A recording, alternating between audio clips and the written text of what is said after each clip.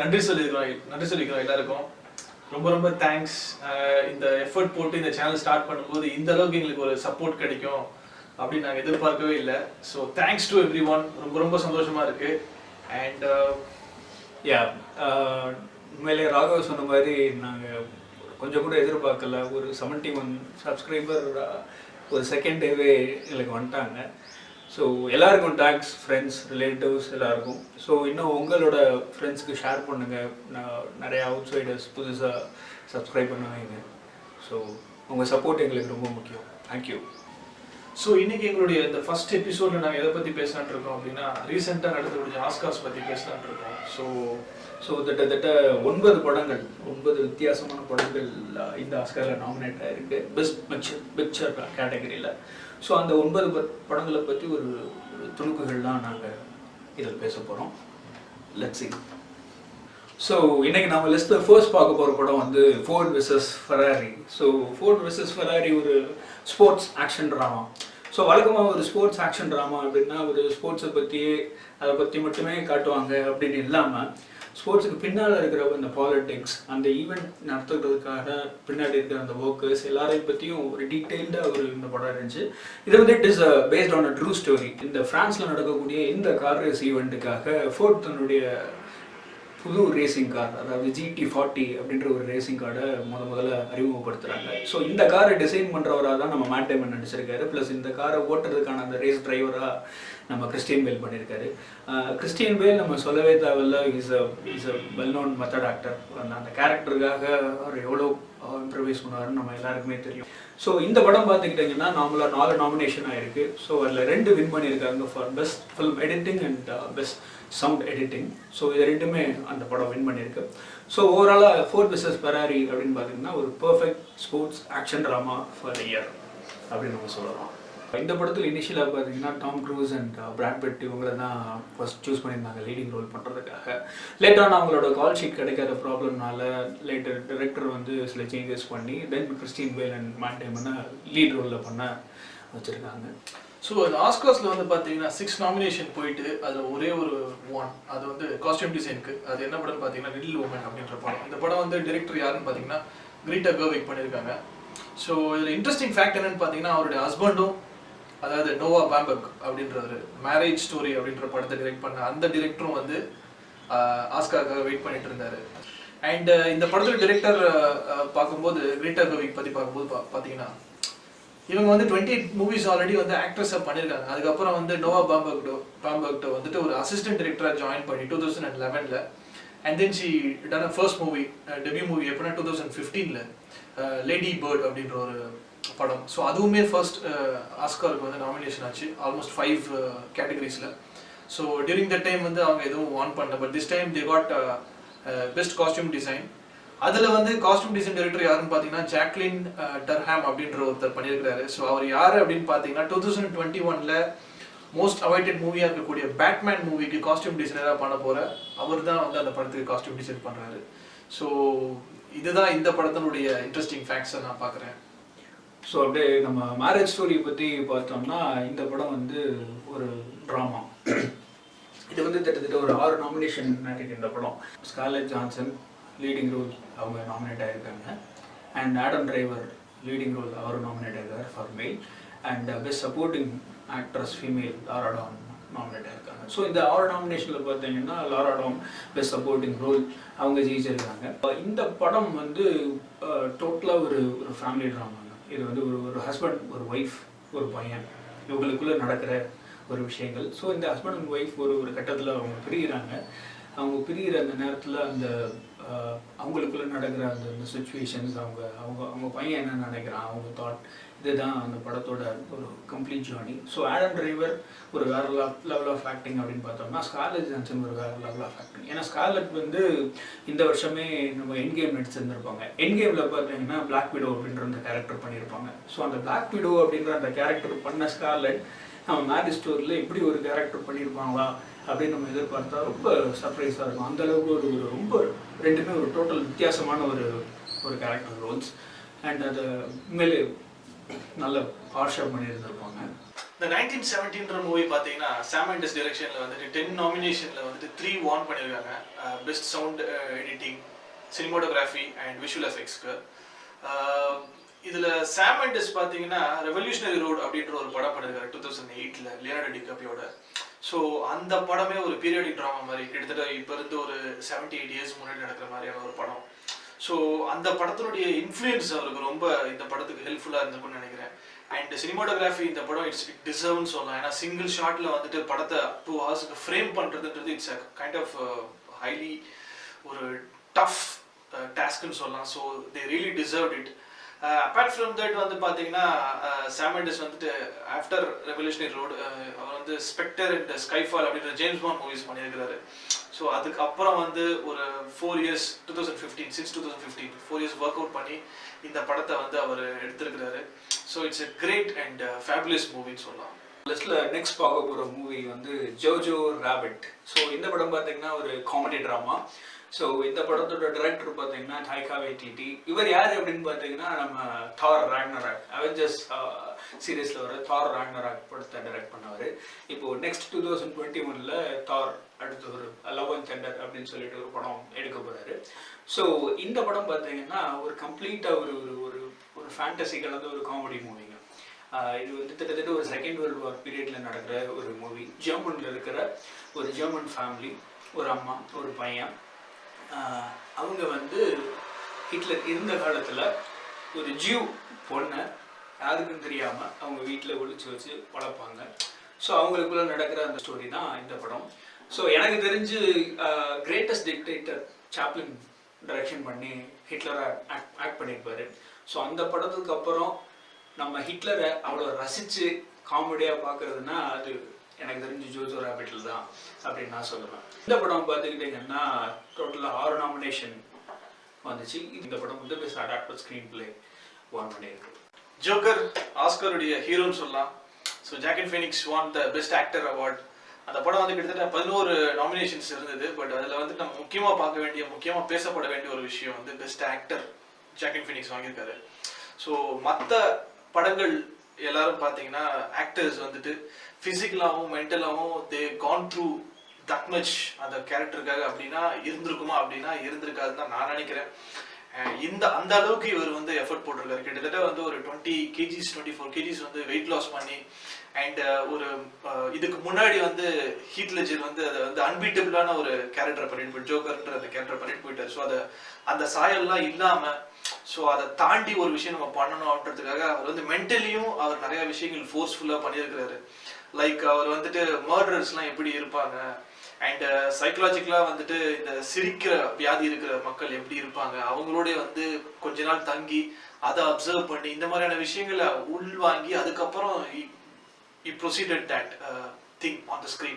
So அதுக்காக வந்து he deserved it and everyone agreed and everyone is so proud அந்த மாதிரி ஒரு கேரக்டர் அவர் பண்றதை வச்சு and he himself so proud about it. அதை நம்ம பார்த்தோம் அவர் ஆஸ்கார் பிடிக்கும் போது. ஐரிஷ் மேன், அதை பற்றி நான் என்ன சொல்ல. Irishman one of my close to the heart அப்படின்னு சொல்லுவாங்க. அந்த மாதிரியான ஒரு படம் எனக்கு கிட்டத்தட்ட ஒரு 3 வருஷமாக இந்த படத்தோட மேக்கிங் ப்ராசஸ் போயிருந்துருக்கு எனக்கு தெரிஞ்சு. ஏன்னா ஐ திங்க் 2016ல் நான் இந்த படத்தோட ஃபர்ஸ்ட் லுக் போஸ்டர் நான் பார்த்துருக்கேன்.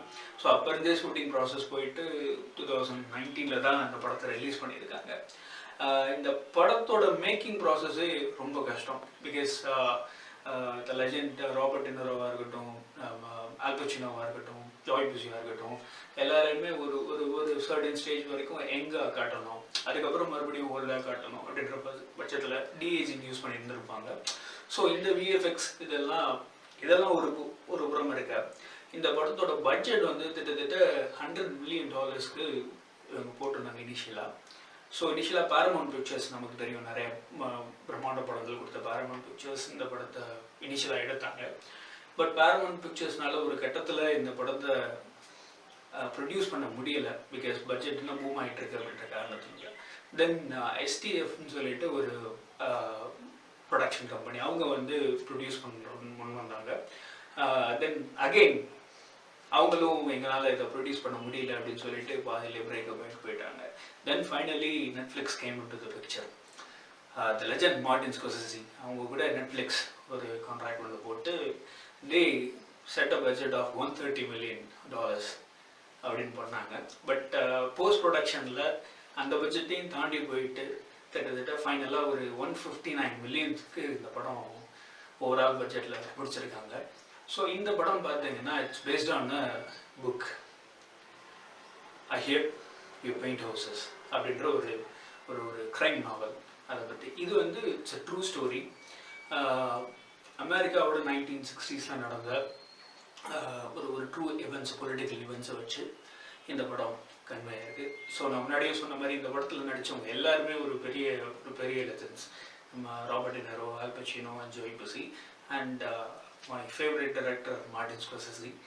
ஸோ எனக்கு என்ன பர்சனலாக வருத்தம்னா இந்த ஆஸ்கரில் 10 நாமினேஷனில் ஒன்று கூட ஐரிஷ்மேன் வாங்கலை. எனக்கு பர்சனலாக இந்த படம் ரொம்ப பிடிச்ச படம். It is one of my favourite film for the year. இப்போ வந்துட்டு Quentin Tarantino the great director legend அவருடைய டிரெக்ஷன்ல ரிலீஸ் ஆன படம் once upon a time in Hollywood. அவருடைய நாமினேஷன்ஸ் வந்துட்டு கோகுல் கிட்டத்தட்ட ஒரு 10 நாமினேஷன் ஆயிருக்கு. அதில் 2 நாமினேஷன் ஒன் பண்ணியிருக்காங்க. Brad Pitt supporting role win பண்ணியிருக்காரு and best production design win பண்ணியிருக்காங்க. ஸோ இந்த படம் பார்த்துக்கிட்டிங்கன்னா கிட்டத்தட்ட ஒரு 1960s நடக்கிற மாதிரியான ஒரு பிளாட். இதில் ஹைலைட் என்னென்னா அந்த படத்தில் வர்ற அந்த லீட் ரோல் நம்ம Brad Pitt and Leonardo DiCaprio இவங்க 2 பேர் ரோலை தவிர மற்ற இருக்கிற எல்லா ரோலுமே எல்லா கேரக்டர்ஸுமே ரியல் கேரக்டர்ஸ். அதாவது அந்த பீரியடில் இருந்த ரியல் ஆக்டர்ஸ். ஃபார் எக்ஸாம்பிள் இப்போது லியோனார்டோ டிகாப்ரியோ வீட்டு பக்கத்தில் இருக்கிறவங்க வந்து Roman Polanski, director Roman Polanski இருப்பாங்க, அவங்க ஒய்ஃப் ஷாரன் ஸ்டோன் இருப்பாங்க. ஸோ அந்த மாதிரியான ரியல் கேரக்டர்ஸை வச்சு டொரண்டோ இமேஜினரியாக ஒரு 2 ஃபிக்ஷன் கேரக்டர் உள்ள பண்ணி அந்த அந்த படம் ஒரு நல்ல ஒரு பிளெண்டாக ஒன்று பண்ணியிருப்பாரு. அது ரியலி ஒரு இன்ட்ரெஸ்டிங் சப்ஜெக்டாக இருக்கும். அந்த படம் பார்த்து முடிச்சுட்டு உண்மையிலேயே இப்படி ஒரு 2 கேரக்டர்ஸ் இருந்தாங்க, இது வந்து ட்ரூ ஸ்டோரினே நிறைய பேர் நம்பினாங்க. பட் ஆக்சுவலாக இது வந்து ஒரு ஃபிக்ஷன். எனக்கு வந்து என்ன தோணுச்சுன்னா குவிண்டன் டெரண்டினோ வந்து அவருடைய யூஷுவல் ஜேர்னர்லேருந்து கொஞ்சம் அவருடைய டைரக்டோரியல்லேருந்து கொஞ்சம் ஸ்லிப்பான மாதிரி எனக்கு தெரிஞ்சுது. பட் ஓவரால் வந்து அந்த மூவி வந்து சூப்பர்வான ஒரு ஃபென்டாஸ்டிக்கான ஒரு மூவி தான் சொல்லணும். ரெண்டாவது நிறைய பேர் என்ன சொல்லிட்டு இருந்தாங்கன்னா குவிண்டன் டெரண்டினோ வந்துட்டு ப்ரூஸ்லியை வந்துட்டு ஒரு மாதிரி டம்ப் பண்ணி காமிச்சிருக்கிறாரு. ஸோ இது வந்து சைனீஸ் மேலே அந்த மார்ஷல் ஆர்ட்ஸ் மேலே அவருக்கு இருந்த ஒரு கைண்ட் ஆஃப் ஒரு கால்புனேஷன் காலம் அவர் பண்ணியிருக்காருன்னு சொல்றாங்க. But I don't agree with that. ஏன்னா கில்பில் வால்யூம் 1 and 2 எடுத்து பார்த்தீங்கன்னா மார்ஷல் ஆர்ட்ஸ் பற்றி அவர் தனி எலாபரேஷனே கொடுத்துருப்பாரு. அவர் அந்த அளவுக்கு மார்ஷல் ஆர்ட்ஸ் அண்ட் சைனீஸ் கல்ச்சரில் வந்து ஒரு கைண்ட் ஆஃப் ஒரு லவ் இருக்கு அவருக்கு. அதனால தான் வந்து அந்த படத்துல வந்து கம்ப்ளீட்டா அதுக்குன்னு ஒரு தனி போர்ஷனே கொடுத்துருப்பாரு, தனி இம்பார்ட்டன்ஸ் கொடுத்து அதை க்ளோரிஃபை பண்ணி காமிச்சிருப்பாரு அவருடைய ஸ்டைலில். So I don't agree with that thing. So அதுதான் ஒரு முக்கியமான விஷயமா இருக்கு. ஸோ ஓவராலாக இந்த படம் வந்து ஜென்ரல் ஆடியன்ஸை விட ஈவன் ஹாலிவுட் செலிபிரிட்டிஸே அவங்க ரொம்ப லைக் பண்ணி பார்ப்பாங்க. Because they are just going to see their ancestors. ஒரு 60s இருந்த ஆக்டர்ஸ்லாம் எப்படி இருந்தாங்க, அவங்களோட லைஃப் ஸ்டைல் எப்படி இருந்துச்சு, அவங்களோட கல்ச்சர் எப்படி இருந்துச்சு அப்படின்றது. பட் வழக்கமாக குவிண்டன் டெரண்டினோட ஸ்க்ரீன் பிளேல இருக்கிற அந்த ஒரு சின்ன அந்த வயலன்ஸ், அந்த நெகட்டிவிட்டி போர்ட்ரேயல், இது எல்லாமே அந்த படத்தில் இருந்துச்சு. ரசிக முடியாக கொடுத்துருந்தாரு. ஸோ அதை தான் நம்ம சொல்ல முடியும். லாஸ்ட் பட் நாட் லீஸ்ட் அப்படின்ற அந்த டைலாக் ரொம்ப சூட் ஆகக்கூடிய ஒரு டைட்டில், பாராசைட். ஒட்டுண்ணின்னு சொல்லுவாங்க தமிழ்ல. ஸோ அந்த படம் வந்து ஸ்டோரி பார்த்தீங்கன்னா ஒரு கஷ்டப்படுற ஒரு ஏழை மக்கள், ஒரு குடும்பம், அவங்க வந்து ஒரு பணக்கார வீட்டுக்குள்ள எப்படி போய் ஒட்டுண்ணி மாதிரி போய் அவங்க வந்து கடைசியில் என்ன மாதிரியான விஷயங்கள் ஆசைப்பட்டு எப்படி சஃபர் ஆகி கடைசியில் அந்த படம் எப்படி முடியுதுன்றது தான். ஸோ இந்த படத்துடைய டிரெக்டர் வந்து பார்த்தீங்கன்னா பாங் ஜூன் ஹோ அப்படின்றவர் பண்ணியிருக்காரு. பெஸ்ட் டிரெக்டர் அவார்டு அவர் தான் வாங்கியிருக்காரு. பெஸ்ட் பிக்சர் அவார்டு இந்த படம் வாங்கியிருக்கு. ஸோ இந்த படத்துல வந்துட்டு ரொம்ப ரொம்ப ரசிச்சு பார்க்கக்கூடிய ஒரு விஷயம், நான் ரசிச்சு பார்த்த ஒரு விஷயம் என்ன அப்படின்னா அந்த படத்தினுடைய அண்டர் பிளே பண்ணியிருக்கக்கூடிய ஆக்ட்ரஸ் சோயோ ஜாங் அப்படின்றவங்க. ஸோ அவங்க அந்த பணக்கார வீட்டில் இருக்கக்கூடிய அந்த ஹஸ்பண்டுடைய ஒய்ஃபா அவங்க பண்ணியிருப்பாங்க. அண்ட் ஓவரால் அந்த படம் வந்து ரொம்ப லைவ்லியாகவும் ரொம்ப எமோஷனலாகவும் கொஞ்சம் இருந்தது. அதனால தான் அந்த படத்துக்கு வந்து பெஸ்ட் பிக்சர் கொடுத்துருக்காங்கன்னு நாங்கள் 2 பேருமே நினைக்கிறோம். எஸ்பெஷலி நான் நினைக்கிறேன், ஐ டோன்ட் நோ. பட் இந்த படத்தினுடைய டைரக்டர் பத்தி சொல்லணும்னா இவர் வந்து இதுக்கு முன்னாடி ஸ்னோ பேசர் அப்படின்ற ஒரு படம் பண்ணியிருக்காரு. கிறிஸ் எவான்ஸ் ஃபேமஸ் ஆக்டர், அதாவது captain America actor Chris Evans இருக்காரு இல்லைங்களா, அவருடைய வந்து ஸ்னோ பேசர் அப்படின்னு ஒரு படம் பண்ணியிருக்காரு. அது வந்து ஃபியூச்சர்ல ஒரு ட்ரெயின் கூட நடக்கக்கூடிய ஒரு ஸ்டோரி. ஃபியூச்சர்ல ஒரு ட்ரெயின் இருக்கும், அதுல அந்த ட்ரெயின் வந்து 2ஆ பிரிஞ்சிருக்கும், பணக்கார வர்க்கமும் ஏழை வர்க்கமுமான ஒரு இது. ஸோ அதுல வந்து இந்த ஏழை வர்க்கத்துல கிறிஸ் எவான்ஸ் வந்து எப்படி அந்த பணக்கார வர்க்கத்தை உடைச்சு அதை ஈக்குவல் பண்றாரு அப்படின்ற மாதிரியான ஒரு படம். ஸோ இந்த தீமை வந்து அவர் கேரி பண்ணியிருக்கிறாரு சின்ஸ் லாங் டைம் பேக்ல இருந்து. அவர் அந்த தீமை கேரி ஓவர் பண்றாரு. அதாவது பணக்கார வர்க்கத்துக்கும் ஏழை வர்க்கத்துக்கும் நடக்கக்கூடிய அந்த ஒரு கைண்ட் ஆஃப் ஒரு ஸ்டோரி லைன் இருக்கு இல்லைங்களா, ஸோ அதை வந்து அவர் கேரி பண்ணிட்டு இருந்திருக்காரு. ஸோ இந்த படத்துல வந்து அது ஒர்க் அவுட் ஆயிருக்குன்னு சொல்லலாம். So that's the reason is got that best director award as well as the best picture award and Google. ஸோ இந்த படத்துல பார்த்தீங்கன்னா ரீசெண்டாக ஒரு கான்ட்ரவர்சி வந்துச்சு. அதாவது ஒரு தமிழ் படம் நம்ம விஜய் சார் நடித்த மின்சாரக்னா அந்த படம் வந்து கிட்டத்தட்ட அதோட காப்பி அப்படின்ற மாதிரி ஒரு கான்ட்ரவர்சி வந்துச்சு. அது நிறைய இந்த ட்விட்டர்லாம் போட்டு ஒரு வைரலாக ட்ரெண்டாக போயிட்டு இருந்துச்சு. ஸோ என்னை பொறுத்த வரைக்கும் இது அந்த படத்துக்கும் இந்த படத்துக்கும் சம்மந்தமே இல்லை அப்படின்னு தான் நான் சொல்லுவேன். ஏன்னா அதோட ஸ்டோரி லைன் வேற, இதோட ஸ்டோரி லைனோட இது கம்ப்ளீட்டாக ஒரு ஒரு ஒரு ஒரு லவ் சப்ஜெக்ட். அது நம்ம தமிழ் படம். இந்த படம் வந்து அப்படி கிடையாது. ஒரு ஒரு ராகவ் சொன்ன மாதிரி ஒரு ஒரு பணக்கார வர்க்கம், ஒரு ஏழை வர்க்கம், அவங்களுக்குள்ள நடக்கிற அந்த சொசைட்டி வேரியேஷன் அதை பற்றின படம் தான் இது இருக்கும். ஸோ இது அந்த வீட்டுக்குள்ளே அவங்க எப்படி என்ட்ரு ஆகுறாங்க அப்படின்ற அந்த சீன்ஸ், அந்த அந்த அவங்களுக்குள்ள இருக்கிற அந்த அப்பா அம்மா அந்த ரிலேஷன்ஸ்லாம் ரிவீல் பண்ணாமல் அவங்க எப்படி உள்ளே இருக்காங்க அப்படின்றது மட்டும்தான் திட்டத்தட்ட ஒரே மாதிரி இருக்குங்க. தவிர இன்டர்வல் பிளாக் அப்புறம் டோட்டலாக 2 படமுமே வேற ஜோனலில் தான் போகும். அப்படி பார்த்தோம்னா நம்ம எத்தனையோ கொரியன் படம், ஹாலிவுட் படங்கள்லாம் தமிழில் கிட்டத்தட்ட காப்பி அடிச்சு எடுத்திருப்போம். காப்பின்னு நம்ம சொல்ல முடியாது, மேபி நம்ம இன்ஃப்ளூயன்ஸ் சொல்லிக்கலாம், இன்ஸ்பிரேஷன் ஆகிட்டு நம்ம எடுத்திருப்போம். சின்ன தீம்ஸ்ன்றது வந்து it's kind of inspiration. It's not a copy but it's inspiration. So எல்லா அமெரிக்காவோ இல்லை ஜப்பானோ இல்லை இந்தியாவோ எமோஷன்ஸ்ன்றது எல்லாருக்குமே ஒரே மாதிரியா தான் இருக்கும். ஸோ அந்த வாழ்வியலும் ஒரே மாதிரியா இருக்கும். கல்ச்சர் தான் வேற, வாழ்வியலும் ஒரே மாதிரி தான் இருக்கும். ஸோ அப்படின்ற போது இன்ஸ்பிரேஷன்ன்றது இருக்குன்னு செய்யும். அதை நம்ம காப்பின்னு கிளைம் பண்ண முடியாது. ஸோ அப்போ ஒருத்தருக்கு ஒருத்தர் காப்பிரைட் கிளைம் பண்ணிட்டு போயிட்டே இருக்கலாம். அதுக்கு ஒரு எண்டே கிடையாது. சார் யாருமே சினிமா எடுக்க முடியாது. ஆமாம், அதுதான் அப்படின்னா. ஸோ ரெண்டாவது இன்னொரு விஷயம் என்னன்னா, இப்போ ஃபார் எக்ஸாம்பிள் இப்போ வாக்கிங் ஃபீனிக்ஸோட கேரக்டர், ஜோக்கர் கேரக்டருக்கும் நம்ம ஆளை வந்து நந்து கேரக்டருக்கும் ரிசம்பிளன்ஸ்லாம் சொன்னாங்க. பட் இதெல்லாம் நம்ம என்ன சொல்றோம்னா வி கேன் ப்ரௌட். ஓகே, இதை நம்ம அப்பயே பண்ணிட்டோம் அப்படின்னு சொல்லிட்டு நம்ம ப்ரௌடாக எடுத்துக்கலாமே தவிர we can't just go and இல்லை இது என்னோட படத்தோட காப்பி, இல்லை இது என்னோட நான் ஸ்கெட்ச் பண்ண கேரக்டரோட காப்பி அப்படின்னு சொல்றது ரொம்ப சைல்டிஷாக இருக்கு. ஸோ இது பண்ணாமல் இருக்கிறது நல்லது. ஏன்னா இது நம்மளுடைய தமிழ் சினிமாவுக்கு வந்து ஒரு அவப்பேரை தேடி கொடுத்துருமோ அப்படின்ற ஒரு எண்ணம் எங்களுக்கு ஏற்படுது. ஏன்னா நாங்கள் ஒரு சினிமா விரும்பிகள். ஸோ அதனால எங்களுக்கு அது தோணுது. ஸோ அவ்வளோதான். ஸோ இதுதான் இந்த list of Oscar nomination. And இந்த எல்லா படத்தையும் மேபி நீங்கள் எல்லா படத்தையும் பார்த்துருப்பீங்களான்னு உங்களுக்கு சான்ஸ் கிடச்சிருக்குமான்னு உங்களுக்கு தெரியல. பட் எல்லா படமுமே நல்ல படம். எல்லா படத்தையும் அதோட ஜோனர்ல இருந்து பார்த்தா நல்ல படமாக தான் இருக்கும். ஸோ கண்டிப்பாக எல்லா படத்தையும் பாருங்கள். அதோட எங்கள் வீடியோவும் பாருங்கள். வழக்கமாக லைக் பண்ணுங்கள், கமெண்ட் பண்ணுங்கள், ஷேர் பண்ணுங்கள், அந்த சப்ஸ்கிரைப் பண்ணுங்கள், அனுப்பிச்சி விட்ருங்க. நன்றிங்க.